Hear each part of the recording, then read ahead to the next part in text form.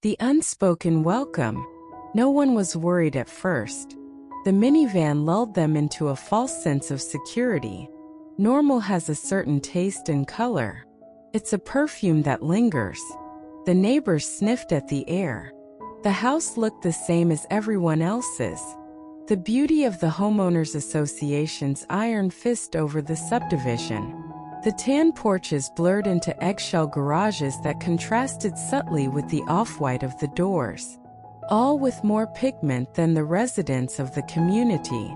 The woman carrying boxes into the home had a few tattoos on her arms. People reminded themselves that Mr. Fitz, the local mechanic and usher for Easter services, had tattoos. Nothing to worry about. They remained unworried. Newcomers didn't have to mean change. They continued on business as usual. People washed their cars because the news about the drought didn't concern them. Another woman drove up a bit later. They embraced, arms lingering around each other's waist. No one acknowledged the intimacy of the gesture. Women were always more affectionate with their friends. Just the way of things. Hugs were not uncommon here. When everyone knows everyone and their grandmother's taste in dining where you embrace in the grocery store and ask about their health. No, it is fine to hug. Nothing to worry about. The child that bounced out of the car had curly hair. Neither woman's hair curled with the same bounce. The neighbors could relax their shoulders. There was clearly another part of the equation that created the little boy.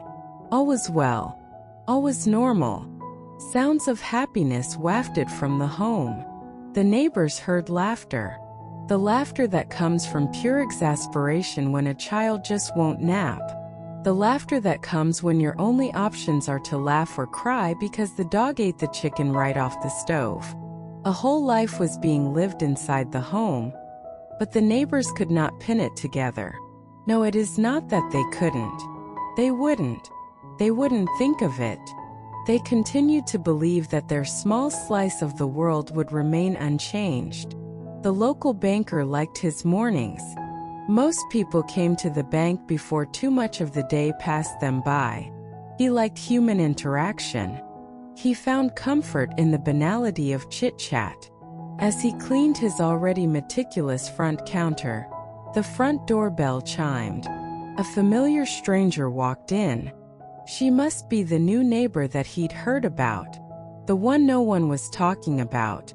She asked to start a joint account. He asked the other person's name. Aaron. He input Aaron. She asked him to correct it. She spelled it for him. Her voice was gentle, accommodating. Erin. The banker changed it. He handed her the paperwork. He went into the back without any conversation. She looked incredibly stressed when she walked into the doctor's office.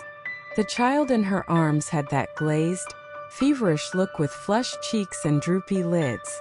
The child's dark curls and deep brown eyes showed no genetic similarity to this blonde, blue-eyed woman. She asked for something to help the child's stomach flu.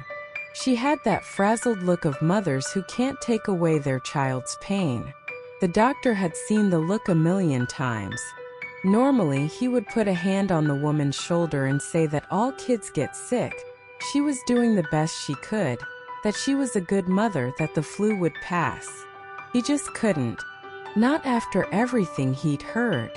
He hoped the child would grow up all right. But how could he?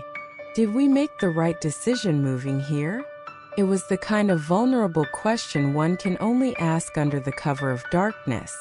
The kind of sentiment only safe without eye contact or accountability. She pulled her wife into her. Their bodies fit together like perfect puzzle pieces. She kissed her shoulder, letting her lips linger. Today was a hard day. Their child had been the only one in their preschool class not invited to another child's birthday party. It had been months in their new home.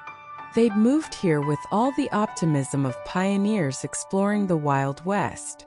They knew they'd be different, that they'd be shaking things up just by existing. They thought people would get used to them. It's like boiling a frog. We are slowly raising the temperature of the water, and they won't even realize they like us until it's too late. What if the frog just jumps out? There was nothing to say to that. Acceptance was never a guarantee, here or really anywhere. At least here, their child could get a good education.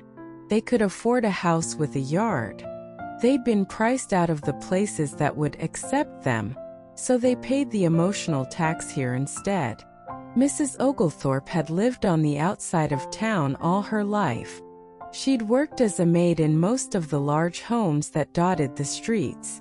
She knew the dirty secrets of the imperfect people who she called her neighbors.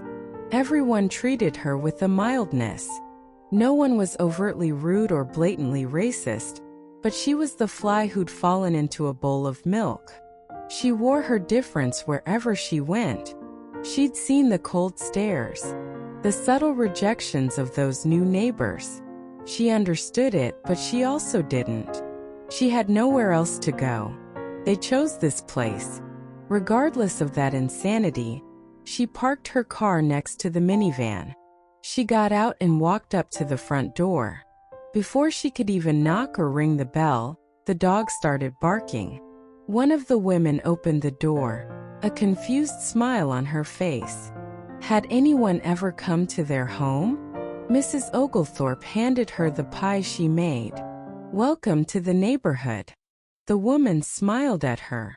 They both ignored the small pool of tears that formed in her eyes.